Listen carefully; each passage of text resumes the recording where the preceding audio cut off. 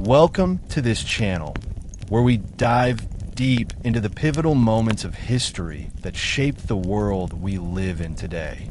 In this episode, we'll explore one of the most iconic and transformative battles in medieval history, the Battle of Agincourt.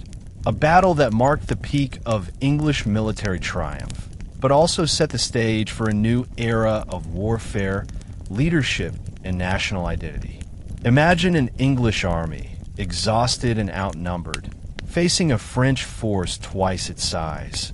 Yet, against all odds, they secured a stunning victory.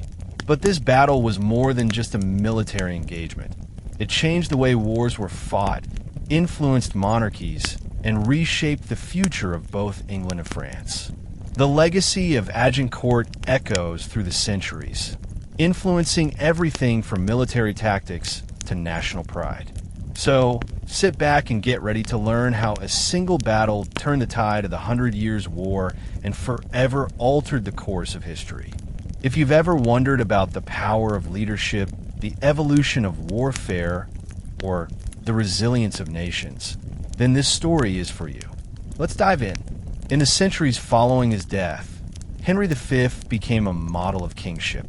His ability to combine military strategy with personal leadership was admired by subsequent generations. His portrayal in literature, particularly in Shakespeare's Henry V, reinforced his image as an ideal monarch, brave, noble, and capable of leading his country to victory. The portrayal of his victory at Agincourt, as the culmination of a successful reign, has been one of the most enduring elements of his legacy. However, Henry's sudden death in 1422 left the English throne in a vulnerable position. His infant son, Henry VI, was not able to maintain the strong leadership that his father had shown, and England's fortunes in France began to unravel. The inability of Henry VI to build on the legacy of Agincourt, combined with the internal strife that would lead to the Wars of the Roses, highlighted the challenges of sustaining a military empire. Despite these setbacks, the memory of Henry V's leadership remained a powerful symbol of English pride and national achievement. The Battle of Agincourt was not just a pivotal moment in the 100 Years' War, but also a key turning point in the history of warfare itself. As one of the most important battles in medieval military history, Agincourt demonstrated how the tactics and technologies of warfare were evolving. The defeat of the French by a smaller, less equipped English force marked the diminishing importance of traditional cavalry and heralded the rise of infantry-based strategies that would become more prominent in future centuries. The battle highlighted several key developments in military tactics and technology, many of which would have lasting consequences for European warfare. The most significant technological advancement in the Battle of Agincourt was the use of the English longbow. The longbow had been a critical component of English military tactics for several decades, but its full potential was realized at Agincourt. The English longbowmen were able to fire arrows with tremendous speed and force, often piercing the heavy armor of the French knights.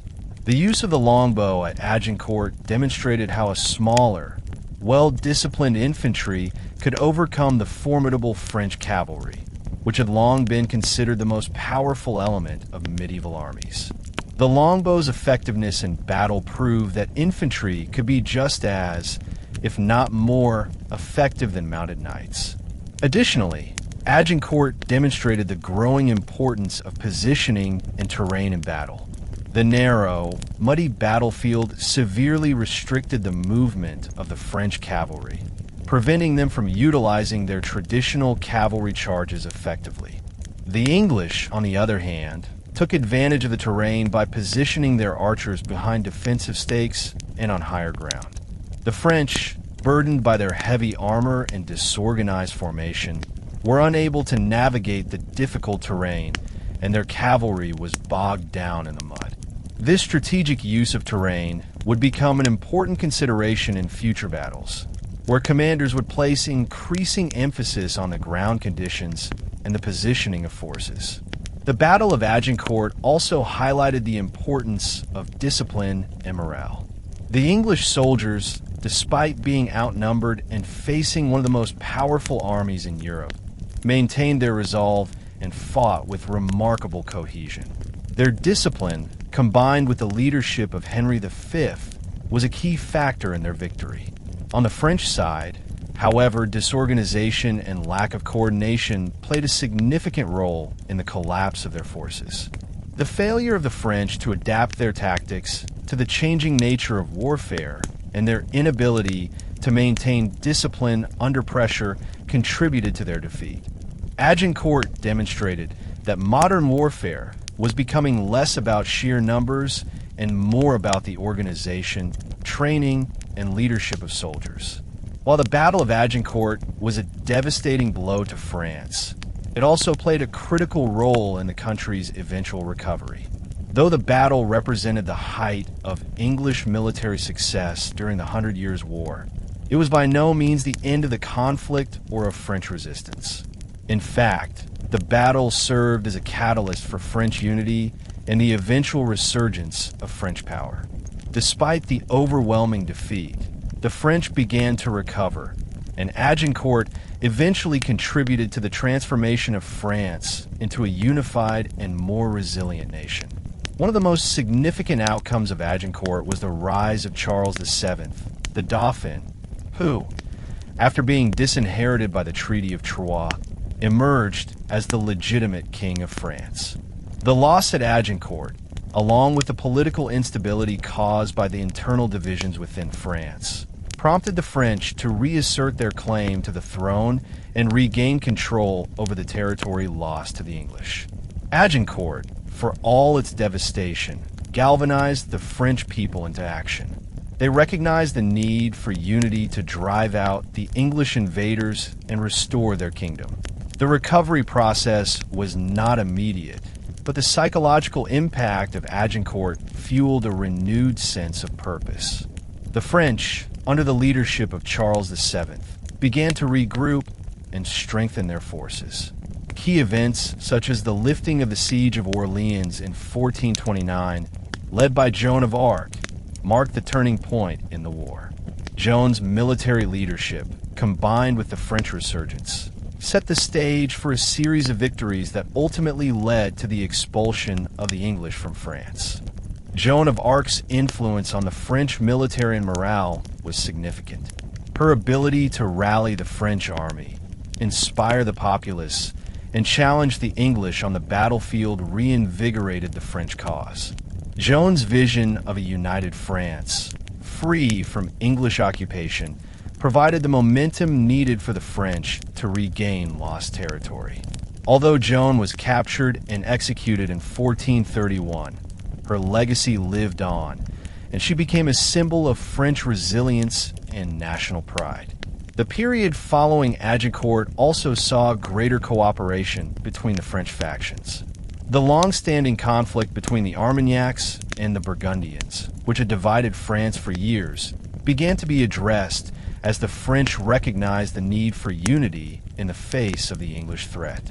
While the Treaty of Troyes had initially divided the country, Charles VII worked to mend the rift and bring the factions together. The eventual cooperation between the Armagnacs and the Burgundians, coupled with the French military victories, led to a resurgence in French power. By the time the 100 Years' War finally came to an end in 1453, the English had been largely expelled from France, marking the culmination of France's long and difficult struggle to reclaim its territories. The English, who had once seemed on the verge of victory, had lost virtually all their holdings in France, with the notable exception of Calais. The war's end marked the completion of France's recovery and the beginning of a new phase in its history, one in which the English would no longer pose a significant military threat. The English withdrawal from France was largely due to the resurgence of French power, which was fueled by the leadership of Charles VII and the military successes of figures like Joan of Arc. After the English suffered a series of defeats, including the loss of Bordeaux and the final expulsion from French territory, The Treaty of Picquigny in 1475 marked the official end of the war, with England's claims to French land effectively dissolved. The battlefields of the 100 Years' War, including Agincourt, had been littered with the bodies of soldiers from both sides, and the toll of the war on the English and French populations was immense. The war had caused significant economic and social hardship for both countries, but it also played a role in the political and military changes that would define the early modern period. The end of the 100 Years' War allowed France to focus on rebuilding and consolidating power, while England turned inward, facing its own domestic challenges, including the Wars of the Roses. Although Agincourt had been a victory for England, it was a fleeting one.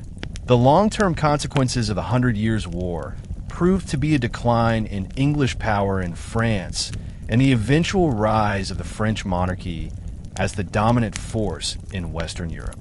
Agincourt, though remembered as one of the most remarkable military triumphs in history, was a mere chapter in the broader story of the 100 Years' War, one that would ultimately see the English defeated and their ambitions in France extinguished. The Battle of Agincourt is often remembered not only for the tactical brilliance displayed on the battlefield, but also for the critical role of leadership, particularly that of King Henry V. His leadership during the campaign and the battle itself is widely regarded as one of the defining elements of the English victory. Henry V's ability to inspire his troops, maintain morale, and make decisive strategic decisions was crucial to overcoming the overwhelming odds faced by his army. His personal presence on the battlefield and his ability to lead from the front were essential elements of the English triumph at Agincourt. Henry V's leadership began long before the battle. His military career had been marked by a series of successful campaigns, and his reputation as a capable and courageous leader was well established. When he took the throne in 1413, he inherited a kingdom beset by political instability and ongoing conflicts with France. His early reign was characterized by a focus on military reform, including strengthening the English military and ensuring the loyalty of the nobility.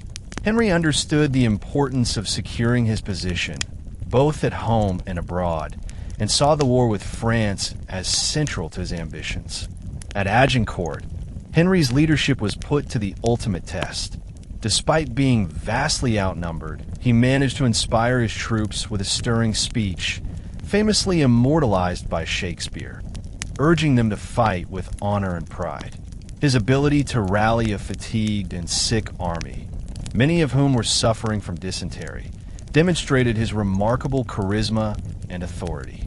Henry's speech before the battle, calling his soldiers a happy few who would share eternal glory, struck a chord with his men and galvanized them to fight against overwhelming odds. This display of leadership contributed significantly to the morale of the English forces and played a key role in their success. Henry's military strategy at Agincourt also showcased his tactical genius. He positioned his forces carefully, ensuring that his longbowmen were placed in optimal positions to unleash devastating volleys upon the advancing French cavalry. The narrow terrain, combined with the mud from the recent rains, severely hampered the mobility of the French knights, giving the English a significant advantage. Henry's decision to fight despite the poor conditions and the risk of engaging a much larger force was bold and exemplified his confidence in both his army and his strategy.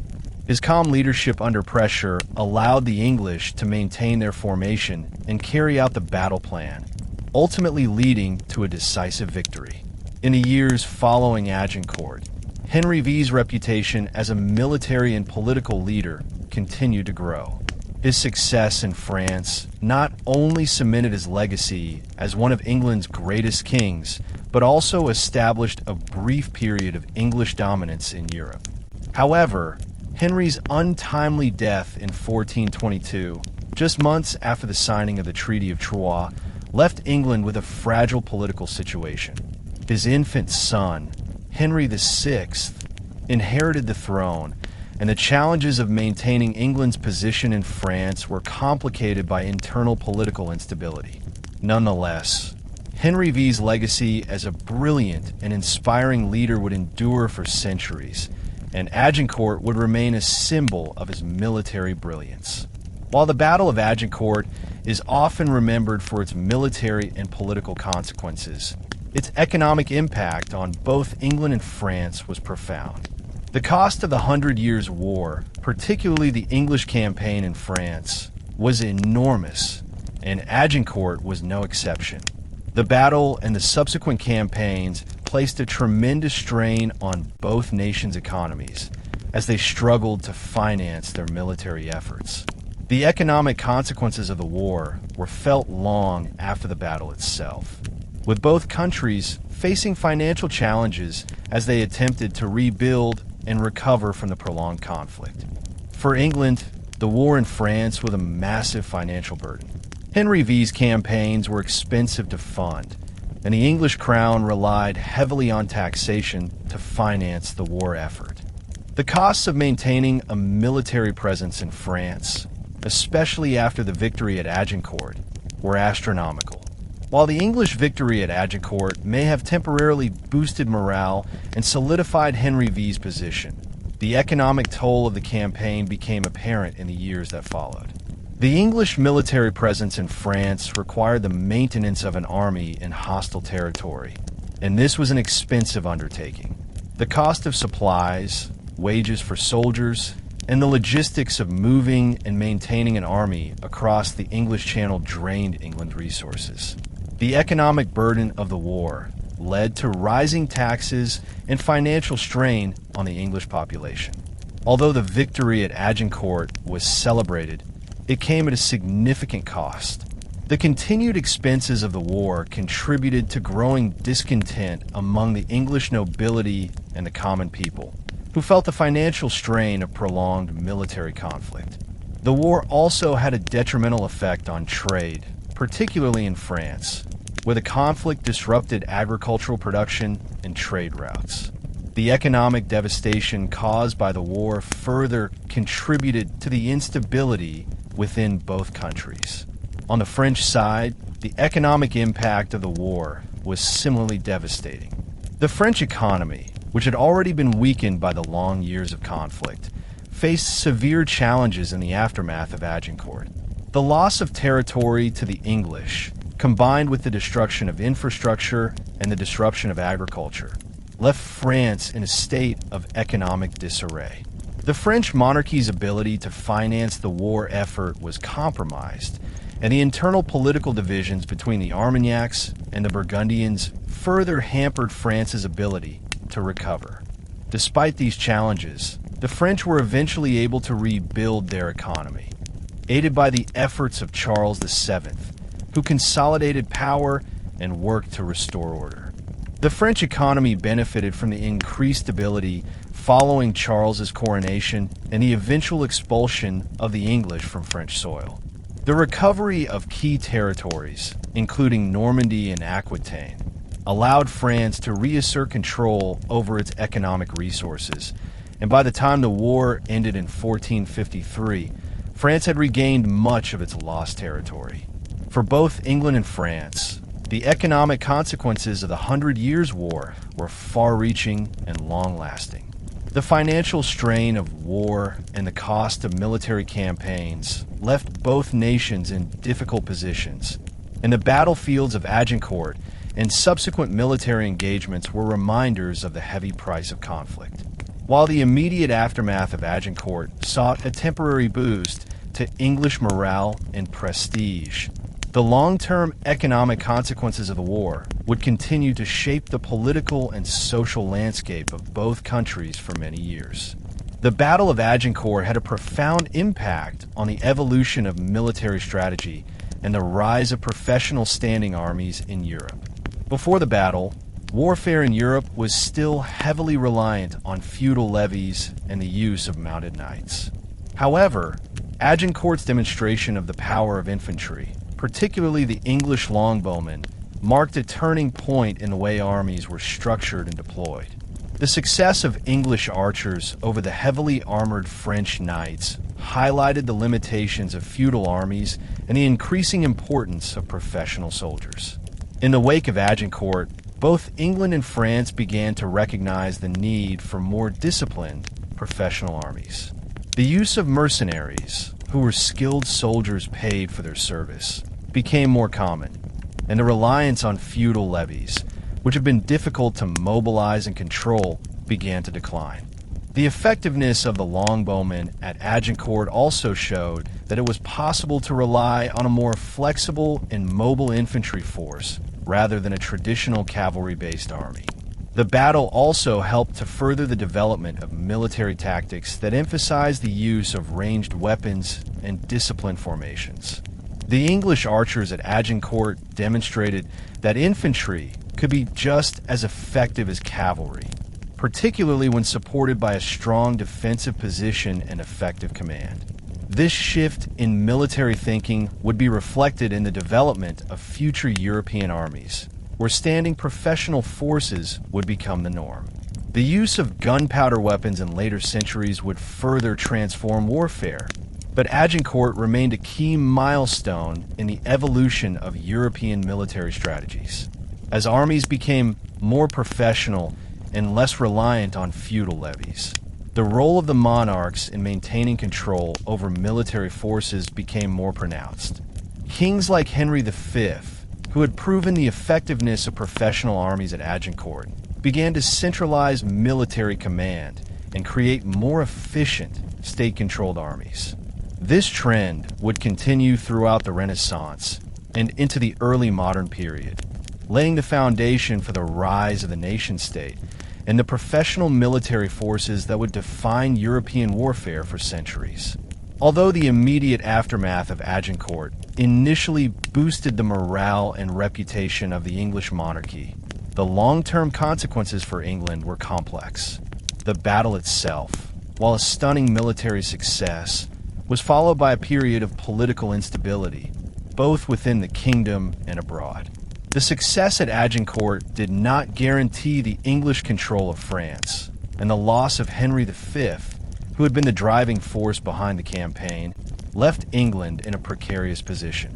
The death of the king in 1422, shortly after the signing of the Treaty of Troyes, left the English throne to his infant son, Henry VI. With an infant monarch on the throne, English politics became increasingly turbulent. The regency that governed on behalf of the young king was marked by infighting, political factionalism, and a lack of strong leadership. The struggle for control of the English throne, combined with the declining strength of English forces in France, contributed to a period of decline.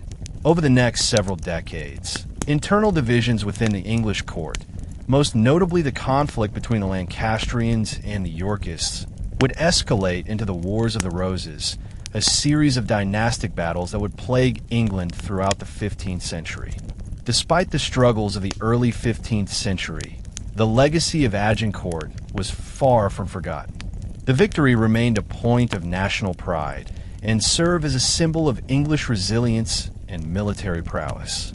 Over time, the Tudors, who rose to prominence after the Wars of the Roses, would inherit this legacy. Henry Tudor, who would become Henry VII, defeated Richard III at the Battle of Bosworth in 1485, ending the Wars of the Roses and establishing the Tudor dynasty. The victory of the Tudors was, in part, a culmination of the strength and unity that had been built on the foundations of English nationalism, which had been forged at moments like Agincourt. The Tudor period marked a new chapter for England, with Henry VII consolidating his power and stabilizing the monarchy. His son, Henry VIII, would further solidify England's position as a major European power. While the English might not have been able to capitalize on the full military and territorial advantages offered by Agincourt, the symbolic and psychological effects of the battle lingered. For the English people, Agincourt remained an enduring reminder of what they could achieve when united under strong leadership. The battle's legacy also influenced English military strategies.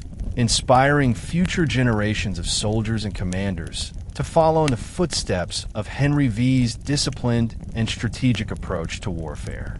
The rise of the Tudors, following the tumultuous years after Agincourt, represented the emergence of a new political and military order in England.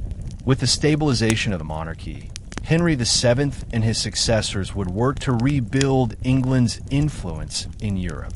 While Agincourt was not the final word in the Hundred Years' War, its legacy lived on in the Tudor dynasty's vision of a more centralized, powerful England.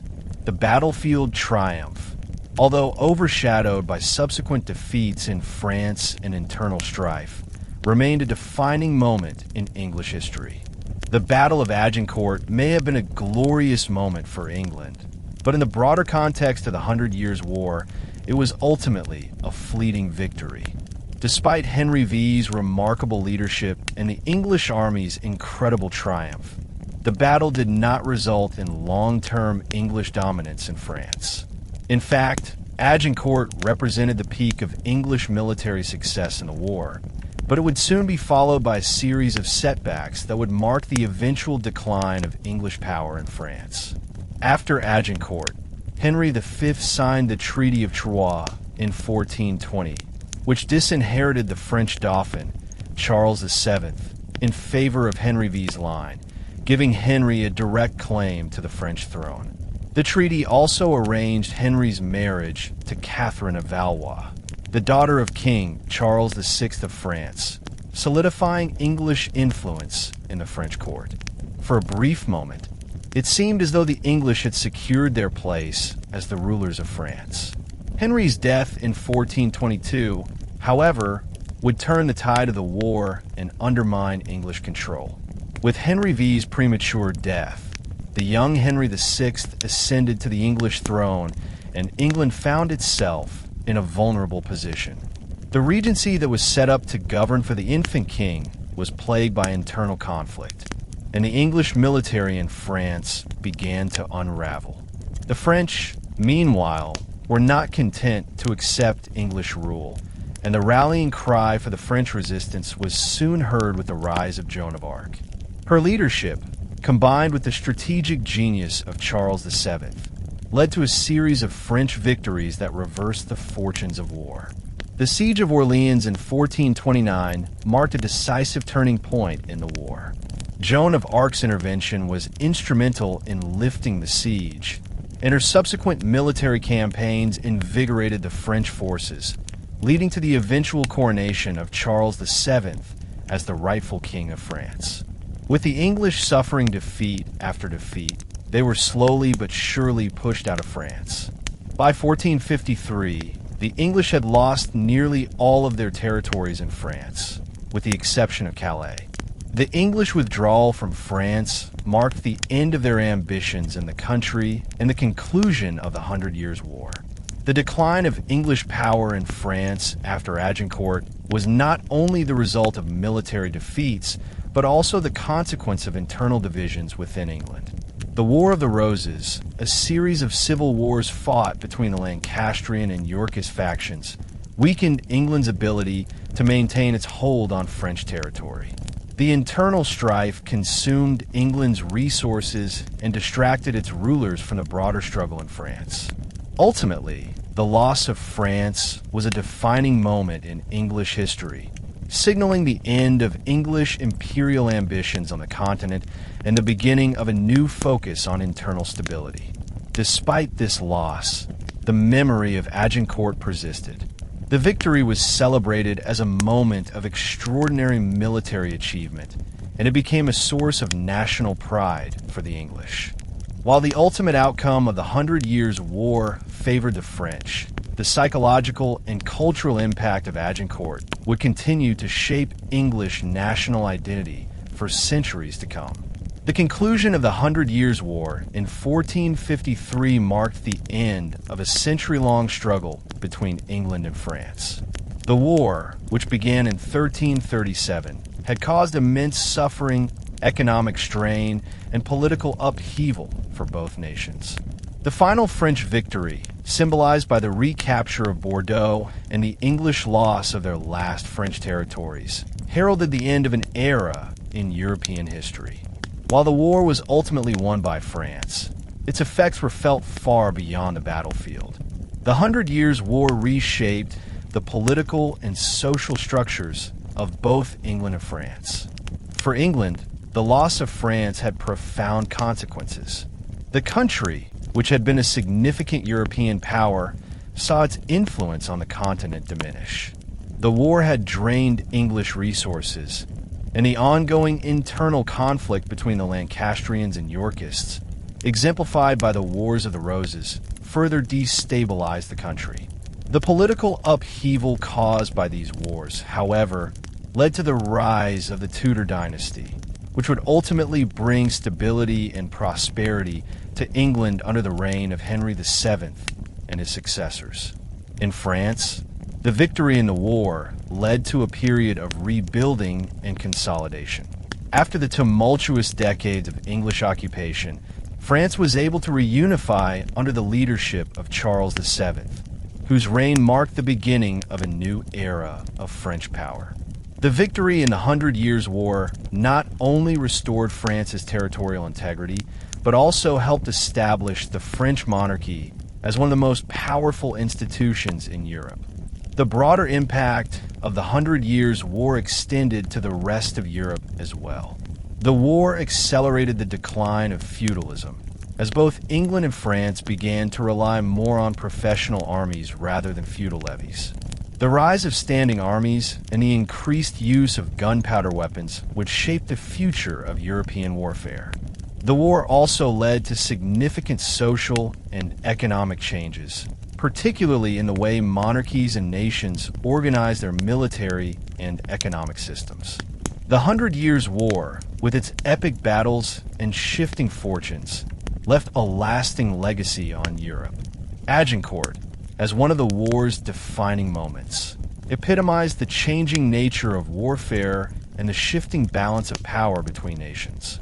It became a symbol of England's brief but remarkable military success and France's eventual triumph, and it played a critical role in shaping the political and military landscape of the late Middle Ages. The Battle of Agincourt was a pivotal moment not only in the 100 Years' War, but in the broader evolution of European warfare. One of the most significant long-term effects of the battle was its role in the shift from feudal armies to more modern standing armies. Agincourt demonstrated the limitations of traditional feudal levies, which had relied heavily on knights and nobles to provide the bulk of military forces. These armies, often hastily assembled and not always properly trained or coordinated, were outclassed by the more disciplined and organized forces that began to emerge in the wake of the battle. Before Agincourt, European armies were largely made up of feudal knights who had an obligation to fight for their lords in exchange for land or protection. The knights, along with their retainers and foot soldiers, would typically form the core of any military campaign. The traditional medieval warfare that characterized the 100 Years' War was largely dominated by cavalry charges, with knights playing a central role on the battlefield. However, the success of the English longbowmen at Agincourt began to demonstrate the vulnerability of this traditional structure. The longbow, a weapon that could shoot arrows at incredible speed and force, proved to be devastating against heavily armored knights.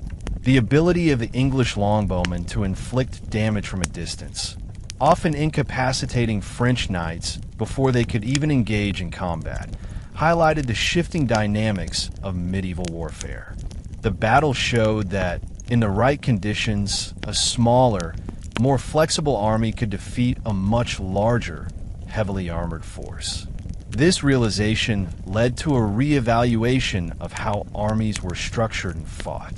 Following Agincourt, both England and France began to move toward more professional armies, relying less on feudal levies and more on paid soldiers who were trained in specific combat skills.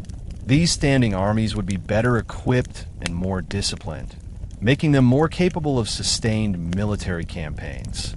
The importance of professional infantry, particularly archers and crossbowmen, increased dramatically, as gunpowder weapons like cannons and firearms became more prominent in the following decades.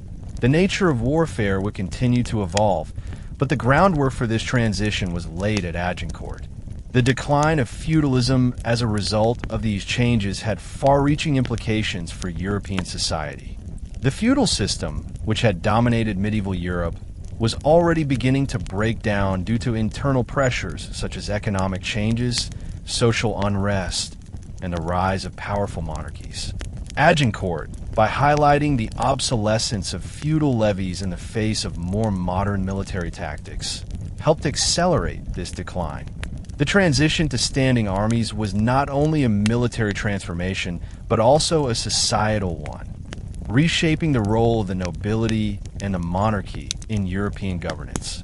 The Battle of Agincourt became a symbol of English identity and pride, shaping the development of English nationalism for centuries to come. The English victory, achieved against overwhelming odds, was seen as a testament to the strength, resilience, and resolve of the English people. This narrative of national pride and unity became central to English identity, especially as the memory of Agincourt was passed down through generations. The battle became more than just a military victory. It became a symbol of what England could achieve when united under strong leadership. Agincourt's impact on English nationalism was amplified by its cultural representation, particularly in the works of William Shakespeare. In his play, Henry V, Shakespeare immortalized the battle, portraying it as a heroic moment in English history. The famous St. Crispin's Day speech, in which Henry V rallies his troops with the promise of eternal glory for those who fight, became one of the most iconic expressions of English martial pride. The play helped solidify Agincourt as a symbol of English valor, courage, and the indomitable spirit of the English people. For centuries, the battle would be seen as the epitome of English heroism, with the idea of fighting against overwhelming odds becoming a central theme in English culture. In addition to its representation in literature and theater, Agincourt became a powerful symbol in the collective memory of the English. The victory was celebrated in poems, songs, and popular tales, all of which emphasized the bravery of Henry V and his soldiers. This celebration of the battle helped foster a sense of national identity that transcended the political and military challenges that would follow, such as the eventual loss of French territories and the internal strife of the Wars of the Roses. The memory of Agincourt helped to maintain a sense of pride and unity among the English, even in times of hardship. The idea of Agincourt as a national symbol was not just about military achievement. It also reinforced the notion of united England. The victory was often framed as a moment when all Englishmen, from the nobility to the common soldiers, came together in a shared cause. The battle's legacy contributed to the formation of a national consciousness that would continue to evolve over the following centuries. Agincourt was not just about defeating the French. It was about asserting England's place in the world, asserting English power, and reinforcing the idea that England, despite its size and resources, could compete with the great powers of Europe. Agincourt also played a key role in the development of the English monarchy. The victory at Agincourt solidified Henry V's reputation as a strong and capable ruler, a king who could lead his nation to great heights. His military success, particularly the triumph at Agincourt, enhanced the authority of the monarchy and reinforced the idea that the king was the embodiment of national strength and unity. Henry V's leadership during the battle demonstrated the power of the monarchy to unite the nation and lead it to victory, even when facing overwhelming odds. The victory at Agincourt also helped to consolidate Henry V's control over his kingdom. By securing his position in France, he not only boosted his prestige, but also strengthened his grip on the English throne. The battle was a defining moment in Henry's reign, one that helped to cement his legacy as one of England's greatest kings. The success of Agincourt provided Henry with the political capital to continue his military campaigns in France and to assert his authority at home. The monarchy, in the aftermath of the battle, emerged as a more powerful institution, with the king seen as the rightful and capable ruler of both England and France. However, the death of Henry V in 1422, just months after the signing of the Treaty of Troyes, left a legacy that was both triumphant and fragile. His infant son, Henry VI, succeeded him, but the young king was not capable of maintaining the gains his father had made. The subsequent political instability, particularly the challenges posed by the Wars of the Roses, would test the strength of the monarchy in ways that Henry V could never have foreseen. Despite this, Agincourt remained an enduring symbol of the monarchy's power and potential. The memory of the battle would continue to influence English royal ideology, as future monarchs sought to emulate Henry V's leadership and military success. The idea of royal power, tied to military prowess and national success, would continue to shape the English monarchy for centuries. Agincourt helped to define the image of the English king as a strong and capable leader who could lead his nation to greatness. Even in times of political turmoil, the victory at Agincourt provided a model of royal authority that future monarchs would strive to emulate. The legacy of Henry V's leadership at Agincourt would resonate throughout English history, from the Tudor period to the modern era. As time passed, the narrative of Agincourt continued to evolve, shaped by the shifting political and cultural context of different historical periods. The battle, which had originally been a triumphant moment for the English, took on new meanings and significance in the centuries that followed, particularly as the legacy of the 100 Years' War was reinterpreted by later generations. The way in which Agincourt was remembered and celebrated by both the English and the French was influenced by the changing needs and identities of each nation. In England, Agincourt remained a key symbol of national pride for centuries, particularly during times of conflict. The memory of the battle was invoked during periods of military struggle, such as the Napoleonic Wars and the Two World Wars, where English leaders and soldiers sought inspiration from the legendary victory. In times of national crisis, Agincourt was often used as a rallying cry, representing the indomitable spirit of the English people and their ability to triumph against overwhelming odds. The battle became part of the broader narrative of English resilience, unity, and martial excellence, further cementing its place as a cornerstone of English identity. Shakespeare's portrayal of Henry V and the Battle of Agincourt, written in the early 16th century, played a significant role in shaping how the English perceived the battle. Shakespeare's Henry V depicted the battle as a glorious and heroic moment, with the famous St. Crispin's Day speech becoming one of the most enduring representations of English national pride.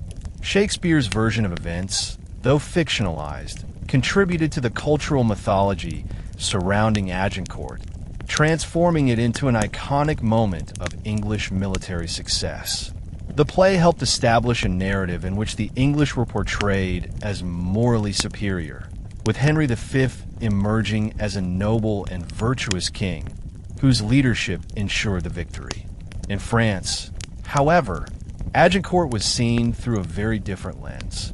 For the French, the battle became a symbol of national humiliation and a reminder of the fragility of their political and military systems during the period. The defeat at Agincourt left a lasting scar on French memory, as it exposed the weaknesses within the French monarchy and military structure. However, the French eventually reinterpreted the battle as a galvanizing moment in their struggle for national unity.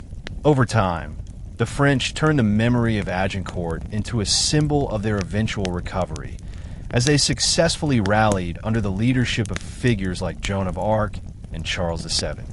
The battle's defeat, seen in retrospect, became an impetus for French resurgence, as it spurred the French to reclaim their land and restore national pride. Agincourt's significance was not confined to the English and French. The battle also became part of the broader European narrative of military evolution. As the years passed, military historians and scholars began to study Agincourt as an example of the changing nature of warfare. It was seen as an early instance of the effectiveness of infantry-based strategies, particularly in terms of the use of long-range weapons like the longbow. Agincourt also contributed to the growing understanding of the importance of battlefield positioning, discipline, and morale, elements that would become increasingly important in the development of modern warfare. For the French, the Battle of Agincourt left an indelible psychological impact, one that shaped the collective consciousness of the nation for years. The scale of the defeat, combined with the catastrophic loss of French knights, commanders, and soldiers, resulted in a national trauma. Agincourt was not only a military defeat, it was a symbolic rupture in the pride and confidence of the French monarchy and nobility.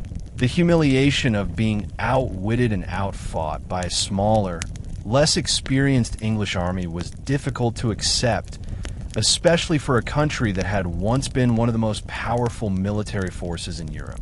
The loss at Agincourt exposed deep flaws in French military strategy, leadership, and internal politics. The battle highlighted the French over-reliance on cavalry, which was rendered ineffective by the terrain and the devastating barges of English longbowmen.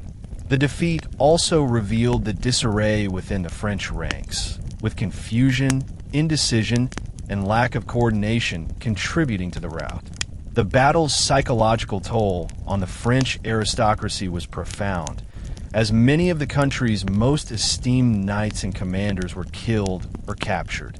The loss of these men, who had been the backbone of the French military system, was a heavy blow to French morale and left a leadership vacuum that would take years to fill.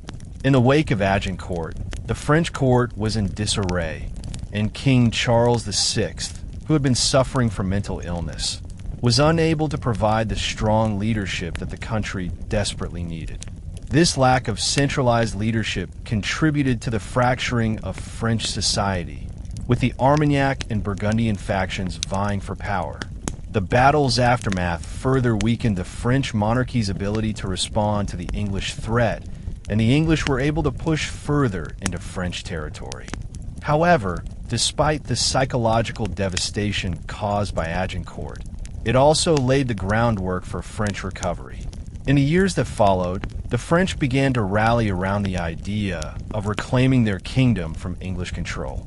Figures like Joan of Arc became symbols of this national resurgence, helping to unite the French people and inspire them to take up arms against the English invaders. The trauma of Agincourt, while initially demoralizing, eventually transformed into a driving force for French unity and resilience. The victory of Charles VII and the eventual expulsion of the English from France was, in many ways, a direct response to the challenges and humiliation faced by the French at Agincourt. By the end of the 100 Years' War, Agincourt had become a symbol of the French capacity to recover from defeat and reclaim their sovereignty. The battle, which had been a low point in French history, ultimately became a point of pride as the French emerged victorious. The psychological scars of Agincourt, though deep, were eventually healed by the broader narrative of French unity and the restoration of national pride under Charles VII. The Battle of Agincourt's cultural influence far outlasted its immediate military consequences. The battle became a symbol of English military prowess and resilience, celebrated in literature, art, and national mythology. The ways in which Agincourt was remembered and interpreted influenced both English and French cultures for centuries to come. The symbolic value of the battle transcended its military context, making it a key element of each nation's identity and historical narrative. In England, Agincourt was frequently depicted as a shining example of the power of the English people, particularly the common soldiers. who had fought alongside their king and achieved the impossible. The portrayal of Henry V as a noble, heroic figure, especially in Shakespeare's Henry V, reinforced the idea of the battle as a moment of national unity. Shakespeare's St. Crispin's Day speech, delivered by Henry V, has become one of the most famous excerpts in English literature, often quoted to inspire a sense of collective effort and valor.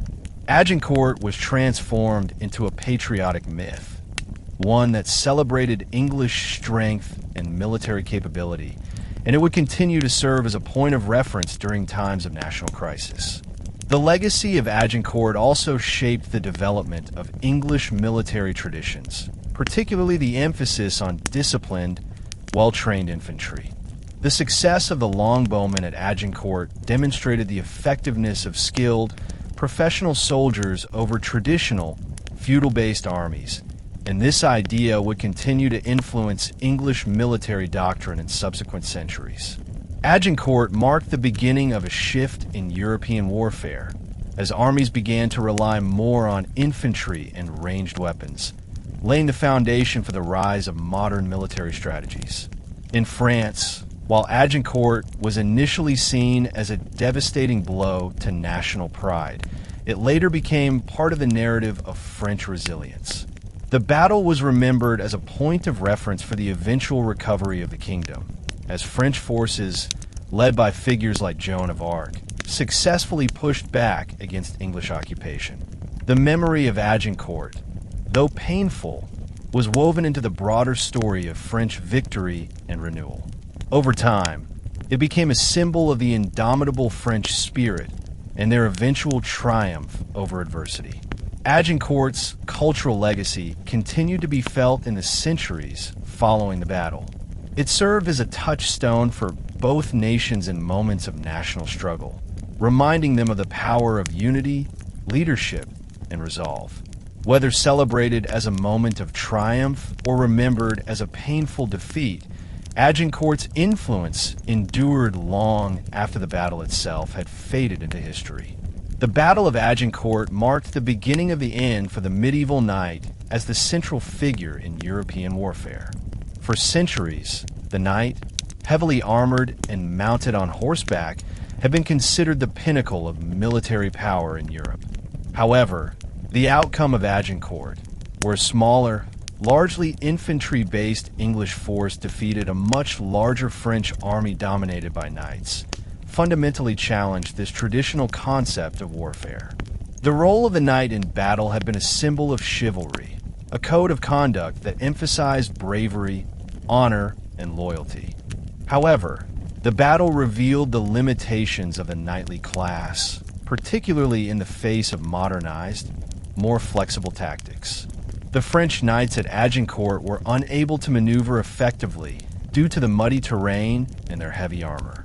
The English longbowmen, positioned in strategic locations, were able to cut down knights from a distance before they could even close in on their targets. The battle demonstrated that heavily armored cavalry, once seen as invincible, was vulnerable to massed infantry equipped with ranged weapons. This shift in military tactics began to diminish the role of knights in combat. While knights would continue to play a role in European armies, the rise of infantry and gunpowder weapons would slowly push them out of the spotlight. The English longbow, along with the increasing use of cannons and firearms, represented the changing face of warfare, one in which heavily armored cavalry was no longer the primary force on the battlefield. The battle effectively signaled the end of the Age of Knights as the dominant military force, marking the beginning of a new era in which the role of infantry and artillery would be paramount. The decline of the knightly class in warfare was not just a military shift. It also had profound social implications. The chivalric code, which had been closely tied to the role of knights in society, began to lose its importance. As the role of knights on the battlefield diminished, the feudal system that had supported them also began to break down. The growing reliance on professional armies and mercenaries, who were paid for their service and trained in specialized combat, further eroded the traditional feudal hierarchy. The result was a transformation in the structure of European armies and a shift away from the feudal system toward a more centralized, state-controlled military structure. The Battle of Agincourt was a significant moment in the broader historical transition from feudalism to early modern statecraft and military organization. The feudal system, which had governed much of medieval Europe, was based on a hierarchical structure in which land and power were granted to vassals in exchange for military service. Knights, who were among the most prominent members of the feudal system, had long been the primary military force in Europe.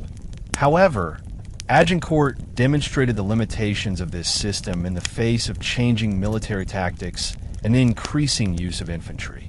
The success of the English longbowmen at Agincourt signaled a fundamental shift in the nature of warfare. While knights had traditionally dominated the battlefield, the longbowmen's ability to deliver devastating barrages of arrows from a distance rendered the heavy cavalry ineffective. The ability of the English to field a well-trained, disciplined army of professional soldiers, including longbowmen, undermined the reliance on feudal levies and knights as the backbone of military forces. The feudal system, which had relied on the military service of landholding nobles, was increasingly inadequate to meet the demands of modern warfare. As the military success of Agincourt proved, a professional army composed of trained infantry could be more effective than a force relying on the unpredictable and often undisciplined levies provided by feudal lords. In the years following Agincourt, both England and France began to move away from the feudal system and toward the establishment of standing armies. These armies, composed of full-time soldiers who were paid for their service, were more organized, mobile, and capable of sustained military campaigns. This marked the beginning of the decline of feudalism as the dominant socio-political system in Europe. The shift from feudal levies to standing armies was not limited to England and France. Across Europe, monarchs increasingly recognized the importance of centralized control over military forces. The rise of professional soldiers, along with the increasing use of gunpowder and firearms, further transformed European warfare and contributed to the erosion of feudal military structures. Agincourt was a key moment in this process, as it highlighted the obsolescence of the feudal military model and set the stage for the rise of modern armies that would play a central role in the political and military history of Europe in the centuries to come. The Battle of Agincourt, while primarily a military engagement, had far-reaching implications for the political development of both England and France. The outcome of the battle was a significant turning point in the history of modern state formation, particularly in terms of how nations would organize their military and political systems in the future. Agincourt's aftermath set the stage for changes in governance, social structures, and military organization, many of which would contribute to the rise of the modern nation-state. For England, Agincourt was a moment of triumph that initially reinforced the power of the monarchy. Henry V's victory bolstered his authority and allowed him to continue his military campaign in France with greater legitimacy. However, his untimely death in 1422, just months after signing the Treaty of Troyes, left England with an infant king, Henry VI, and a regency that struggled to maintain control. The subsequent period of political instability, marked by the Wars of the Roses, eventually led to the rise of the Tudor dynasty and the consolidation of royal power under Henry VII. The Wars of the Roses were in many ways a direct consequence of the internal divisions created by the loss of Henry V and the lack of a strong central leadership. These conflicts, however, ultimately led to the establishment of a more stable and centralized English monarchy under the Tudors. Henry VII's victory at the Battle of Bosworth in 1485 marked the end of the Wars of the Roses and the beginning of the Tudor era, which would see England emerge as a powerful European nation. The centralization of power under the Tudors, along with their establishment of a more professional military system, was a direct result of the political and military changes that began at Agincourt. For France, Agincourt marked a low point in the nation's history, but it also catalyzed the recovery of the French state. The French defeat at Agincourt exposed the weaknesses in their feudal military system and the fracturing of political power. However, the eventual rise of Charles VII and the rallying of French forces, aided by figures such as Joan of Arc, helped France recover its territory and rebuild its political cohesion. The end of the Hundred Years' War in 1453 and the expulsion of the English from France marked the emergence of a more unified and centralized French state. The war's conclusion led to the establishment of stronger royal authority, with the monarchy taking greater control over both military and political affairs. Agincourt, therefore, played a significant role not only in the military history of both England and France, but also in the broader historical development of modern states. The battle highlighted the evolving nature of warfare, the growing importance of professional armies, and the centralization of state power. These changes laid the foundation for the rise of the modern nation-state in both England and France, and, by extension, in much of Europe. The legacy of Agincourt, particularly in its demonstration of the effectiveness of disciplined, professional armies, would have far-reaching implications for the future of European politics and warfare. One of the most powerful legacies of the Battle of Agincourt lies in how it was shaped and maintained through propaganda. The battle became not only a military achievement, but a cornerstone of national identity for both the English and the French. The way in which Agincourt was remembered in the years and centuries after the battle speaks to the power of storytelling and propaganda in shaping collective memory and national narratives. In both England and France, the battle's memory was instrumental in shaping the national consciousness, often serving as a tool to promote political unity and bolster national pride, especially in times of conflict. For the English, Agincourt became a symbol of national heroism. In the aftermath of the battle, the English monarchy, particularly Henry V, embraced the narrative of victory as a means of reinforcing royal authority. Agincourt was depicted as a divine triumph, a victory granted by God, and a sign of England's rightful place on the world stage. Henry V's leadership was elevated to almost legendary status, portraying him as a virtuous and heroic king who led his people to victory against impossible odds. This was not just a military victory. It was framed as a divine and moral triumph, one that reinforced the monarchy's legitimacy and divine favor. The English national narrative surrounding Agincourt was one of unity, divine providence, and unyielding strength. Shakespeare's portrayal of Henry V in Henry V further cemented this national myth. His famous St. Crispin's Day speech, in which Henry V rallies his troops by emphasizing the honor and glory they will achieve, transformed the battle into a moment of profound national pride. Shakespeare's dramatization not only immortalized Agincourt as a symbol of English greatness, but also made it an enduring cultural reference for centuries. The narrative of Agincourt as an example of military prowess and national unity resonated throughout English history, serving as an emblem of English exceptionalism and resolve in the face of adversity. In France, however, Agincourt was a painful memory, but it too became part of a larger national narrative, albeit one focused on recovery and resilience. While the defeat at Agincourt left deep scars in the French psyche, it also laid the groundwork for future victories. The French adopted Agincourt as a symbol of the price they paid for national unity and pride. The French memory of Agincourt would evolve from one of humiliation to one of national resurgence. The eventual recovery of France from English occupation and the rise of figures like Joan of Arc, who would lead the French to victory, transformed Agincourt into a reminder of the fragility of power and the potential for national rebirth. French national narratives came to embrace the idea of resilience and recovery, making the eventual expulsion of the English a story of redemption and triumph over adversity. Both England and France utilized Agincourt for propaganda purposes, crafting national myths that served to unify their respective populations.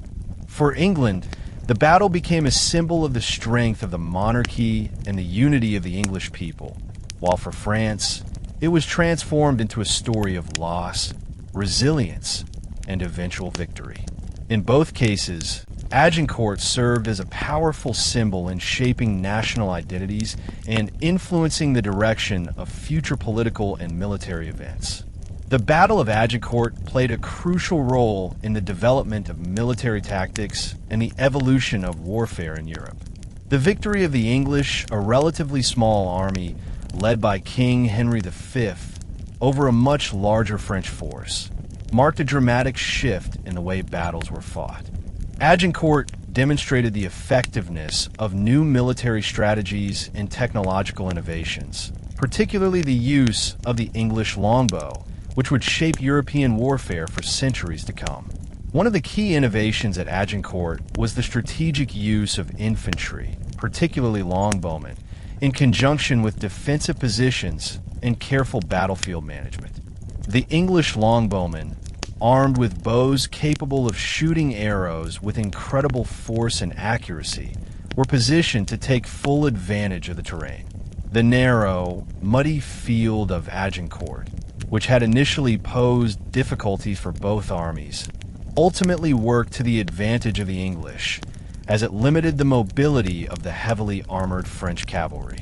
The French, traditionally reliant on mounted knights to charge and break enemy lines, found themselves outmaneuvered and incapacitated by the English archers, who could shoot arrows from a distance before the knights could close the gap. The use of the longbow, along with the disciplined placement of troops, changed the face of European warfare. Before Agincourt, cavalry had been the centerpiece of military tactics, with knights charging into battle to break enemy lines. The success of the longbow at Agincourt demonstrated that infantry could play a decisive role in battle, even against a force of knights. The longbowmen were able to inflict significant damage on the French knights, who were often unable to defend themselves effectively against the relentless volleys of arrows. This marked a shift in military thinking, where the focus began to move away from heavy cavalry and toward a more balanced force that integrated infantry, archers, and, in later years, gunpowder artillery. The victory at Agincourt also highlighted the importance of battlefield positioning and terrain. The English were able to use the muddy, narrow field to their advantage, forcing the French to engage in a confined space where their cavalry could not effectively maneuver. The French were unable to capitalize on their numerical superiority, as their cavalry was bogged down in the mud and unable to break through the well-positioned English lines. The effective use of terrain would become a key consideration in future battles, with commanders beginning to place greater emphasis on positioning and using the landscape to their advantage. Agincourt thus marked a turning point in European military tactics, setting the stage for the increasing prominence of infantry and archers, as well as the eventual rise of gunpowder weapons.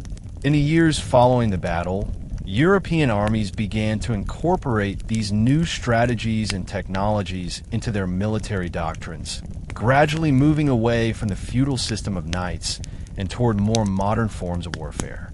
Beyond the battlefield, the Battle of Agincourt had profound social and political consequences, both for England and France. For England, the victory at Agincourt was a moment of national unity, but it also marked the beginning of a new era in English governance and political power.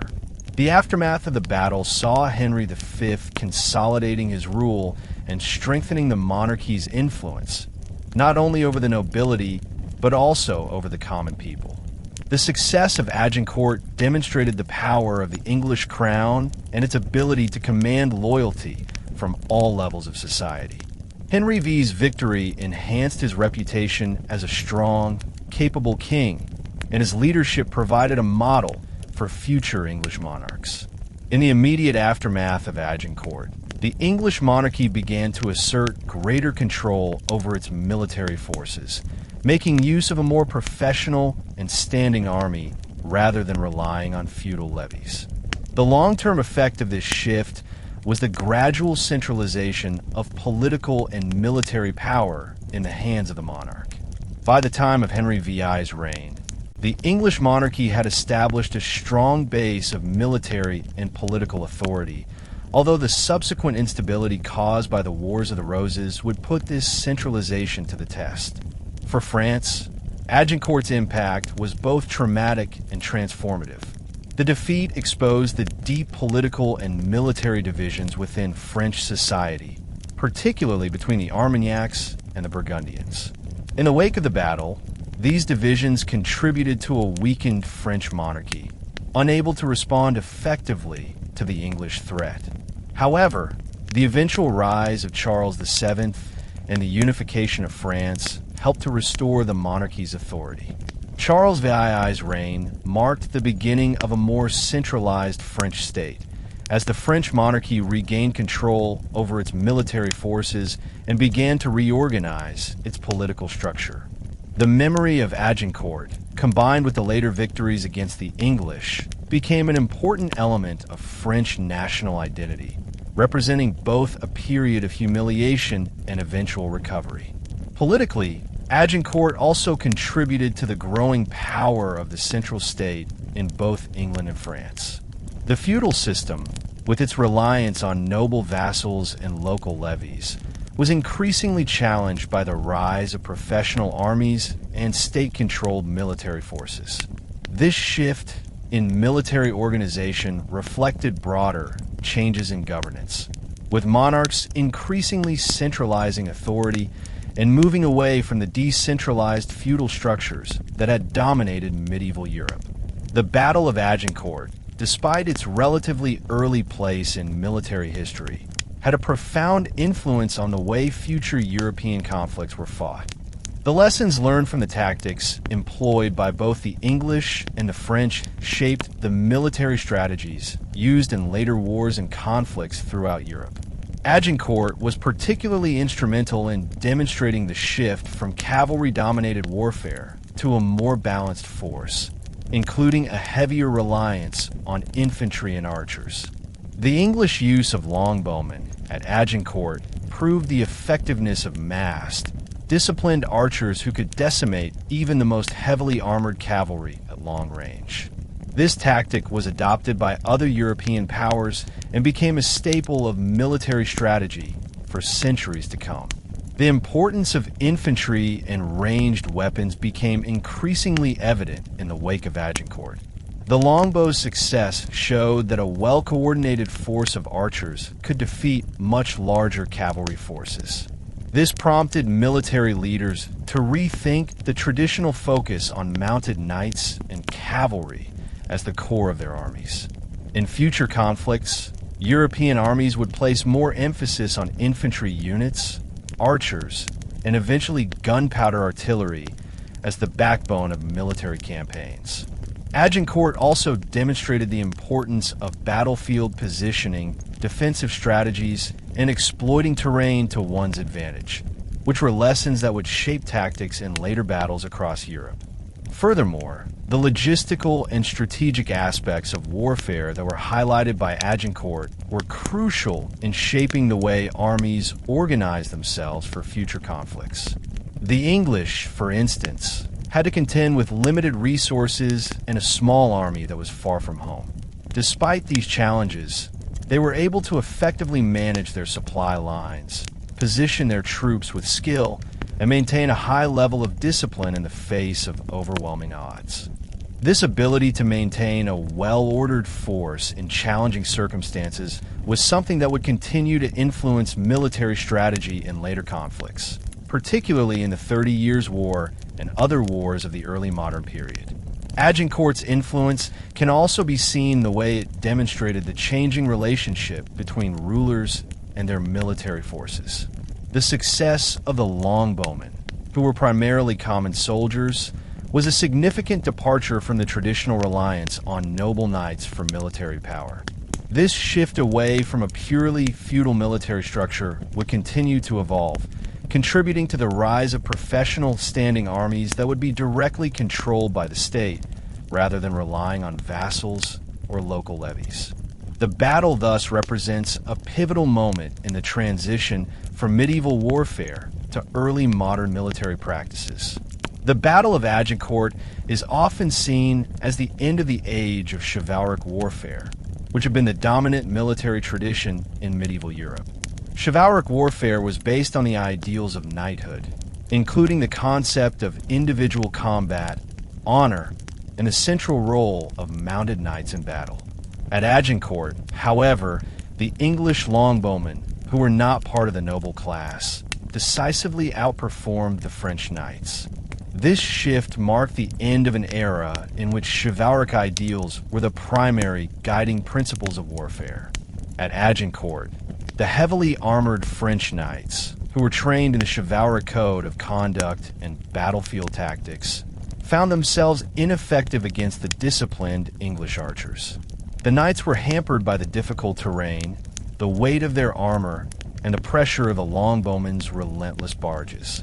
The knights, who had long been the symbol of military prowess in medieval Europe, were largely neutralized in this battle.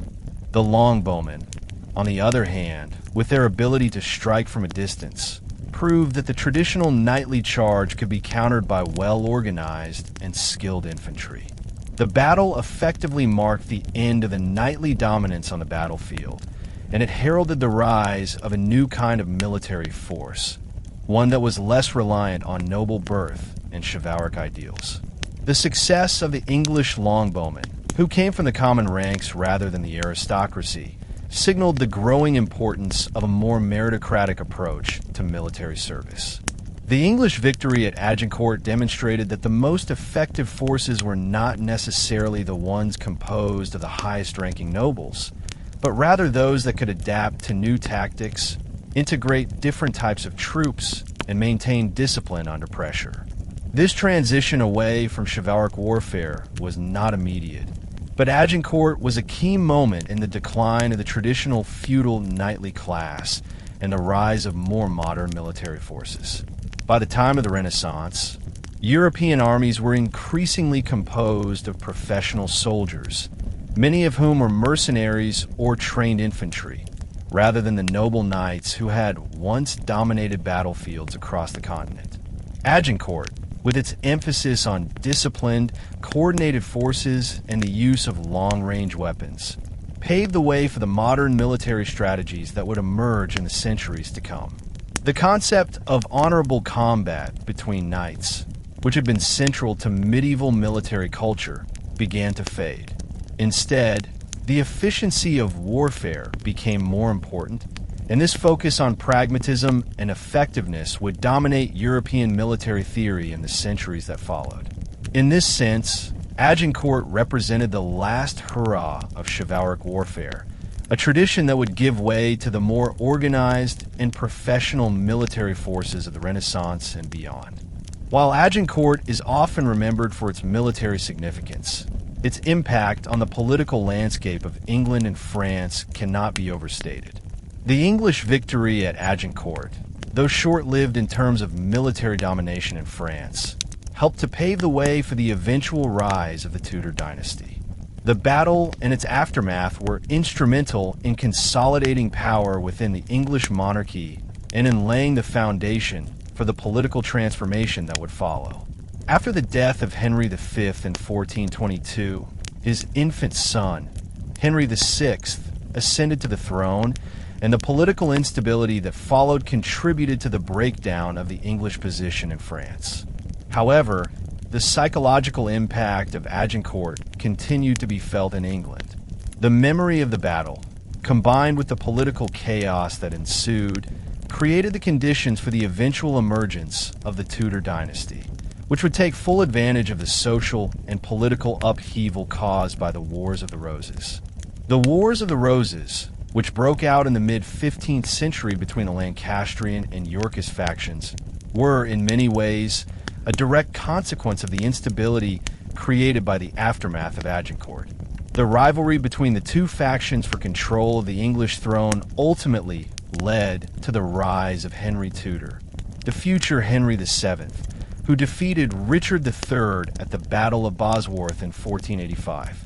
With his victory, Henry VII established the Tudor dynasty and brought an end to the civil strife that had plagued England for decades.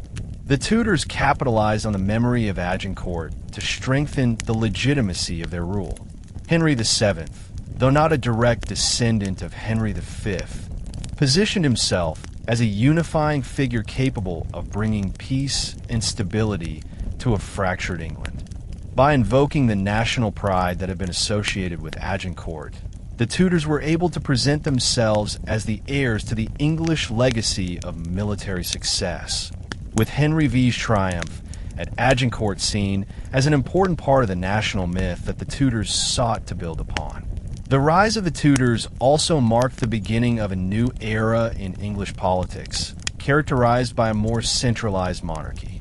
The power of the nobility, which had been a significant factor in the instability of the Wars of the Roses, was gradually diminished under the Tudors, and the monarchy began to assert greater control over the political and military affairs of the kingdom.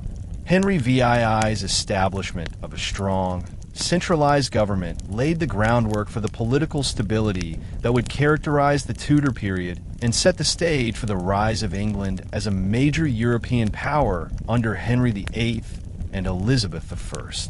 The legacy of Agincourt significantly contributed to shaping English national identity, particularly in the centuries following the battle.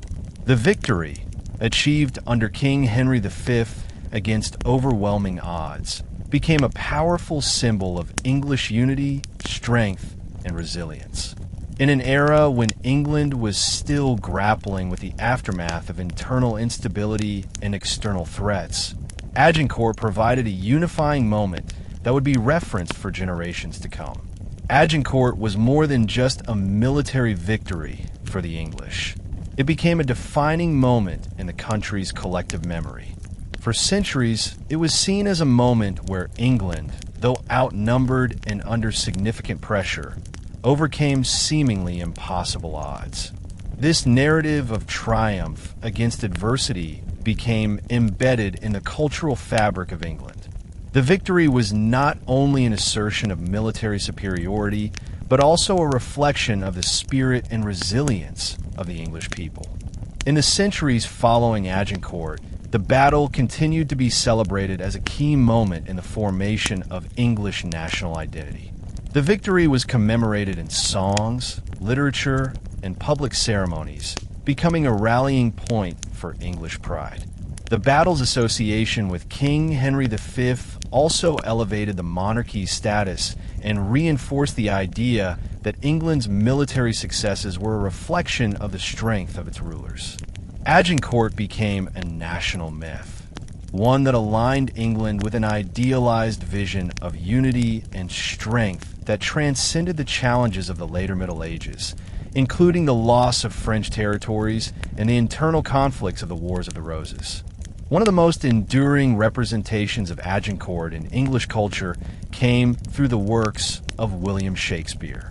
In Henry V, Shakespeare immortalized the battle with the famous St. Crispin's Day speech, in which Henry V inspires his troops to fight bravely, promising them eternal glory for those who stand with him. Shakespeare's portrayal of Henry V and Agincourt reinforced the battle's symbolism as a moment of heroic English triumph, elevating it to a place of legendary status in English history. The play continues to serve as a cultural touchstone, and its portrayal of Agincourt has shaped how the battle is remembered in the collective consciousness of the English people. Moreover, the enduring cultural significance of Agincourt was not limited to Shakespeare's time. The battle remained a potent symbol in later conflicts, particularly in times of national crisis, such as during the Napoleonic Wars and the World Wars. English leaders and military figures often invoked the memory of Agincourt to inspire the nation and draw parallels between past triumphs and contemporary struggles. Agincourt became, in many ways, a source of national pride, symbolizing the idea that England, no matter the odds, could overcome adversity through unity, leadership, and resolve. Agincourt's impact on the development of military doctrine was not limited to England and France. The battle's significance reverberated throughout Europe, particularly in terms of the evolution of military tactics and the role of infantry in warfare. The success of the English longbowmen, who decimated the heavily armored French knights, marked a fundamental shift in how armies would be structured and how battles would be fought in the centuries to follow. Agincourt demonstrated the effectiveness of massed infantry and ranged weapons, which would play an increasingly dominant role in European warfare as the Middle Ages gave way to the Renaissance. One of the primary military lessons of Agincourt was the growing importance of long-range weapons, particularly the longbow, in determining the outcome of battles. The longbow's ability to deliver rapid, powerful volleys of arrows allowed the English to neutralize the French cavalry, which had traditionally been the dominant force in medieval battles. This shift signaled the decline of the cavalry charge as the centerpiece of military strategy. Agincourt demonstrated that a smaller, more mobile infantry force, equipped with ranged weapons, could overcome the advantages of heavier cavalry. The success of the longbowmen at Agincourt also had a broader impact on European military thought. In the wake of the battle, European armies began to adopt similar strategies, recognizing the value of infantry-based tactics. While the French continued to rely on cavalry for several decades, the lesson of Agincourt would eventually lead to a more balanced approach to military organization, one in which infantry played a central role alongside mounted troops. The development of firearms and artillery in the following centuries would further shift the balance of power away from traditional cavalry units and towards a more diversified and professional military structure. The English victory at Agincourt also highlighted the growing importance of discipline and coordination on a battlefield. The English army, though smaller, was able to maintain a high level of discipline and cohesion, allowing it to execute a well-coordinated battle plan. This level of organization and the ability to adapt to changing circumstances became a cornerstone of modern military doctrine. Future European armies would increasingly recognize the importance of training, leadership, and battlefield management, lessons that were exemplified by the disciplined conduct of the English at Agincourt. The evolution of European warfare, influenced by Agincourt and other battles of the Hundred Years' War, set the stage for the development of modern armies and the strategies that would dominate warfare in the Renaissance and beyond. The use of standing armies, professional soldiers, and the integration of firearms and artillery were all trends that were accelerated by the changing nature of combat that Agincourt helped to usher in. Agincourt, in this sense, was a precursor to the modern military world, influencing both tactics and military philosophy for centuries to come. The political ramifications of the Battle of Agincourt were significant not only for England and France, but for the entire structure of European monarchies in the 15th century. The outcome of the battle and the subsequent developments that unfolded in the wake of Henry V's victory played a crucial role in shaping the political trajectory of both nations, particularly in terms of the power of the monarchy and the course of succession. In England, the victory at Agincourt solidified Henry V's position as a strong and capable monarch, capable of leading the nation to military glory. The success of the English forces under Henry's leadership bolstered the legitimacy of his rule and reinforced the power of the English monarchy. Henry V's victory in France, combined with the Treaty of Troyes, which declared him as the heir to the French throne, gave him a claim to the French crown. His untimely death in 1422, however, left England in a precarious position. The infant Henry VI, who succeeded his father, lacked the political acumen and military prowess to maintain English gains in France, and England quickly found itself in a state of political and military turmoil. The years following Henry V's death saw a period of instability in England. The English monarchy, under the regency of Henry VI, faced mounting challenges from internal political factions, including the Lancastrians and Yorkists, whose rivalry eventually culminated in the Wars of the Roses. The English loss of French territories, coupled with the political chaos at home, significantly weakened the English monarchy. The memory of Agincourt, once a symbol of English triumph, was overshadowed by the internal divisions that tore at the fabric of the English state. For France, the immediate political consequences of Agincourt were devastating. The loss of key French noblemen and commanders, combined with the internal divisions between the Armagnacs and Burgundians, left France in a state of disarray. However, the battle also catalyzed the eventual resurgence of French power. The French monarchy, under the leadership of Charles VII, began to reassert control over the country, aided by the rise of figures like Joan of Arc, who inspired the French to continue the fight against the English.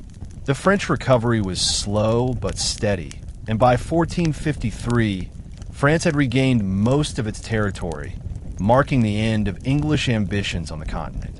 Politically, the defeat at Agincourt exposed the vulnerabilities of the French monarchy, particularly in terms of its inability to unite the nation in the face of external threats.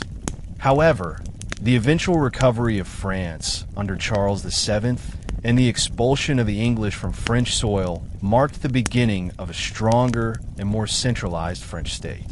The French monarchy, having weathered the storm of the 100 Years' War, emerged from the conflict with a newfound sense of authority, which would continue to grow in the coming decades. And there you have it, the unforgettable story of the Battle of Agincourt. From the tactical brilliance of Henry V and the fall of French chivalry to the rise of professional armies, this battle was a turning point that reshaped the military and political landscape of Europe. But the true moral of the story lies in the power of unity, resilience, and leadership in the face of seemingly insurmountable odds. Agincourt reminds us that even when all seems lost, great leadership can turn the tide of history. What can we learn from this? Agincourt teaches us that in times of adversity, courage and strategy can lead to unimaginable victories, and that the rise and fall of empires often hinges on decisive moments. It's a timeless reminder that, in history, every setback can be the foundation for a greater comeback. Thank you for joining us on this historical journey. We hope you found it as fascinating as we did.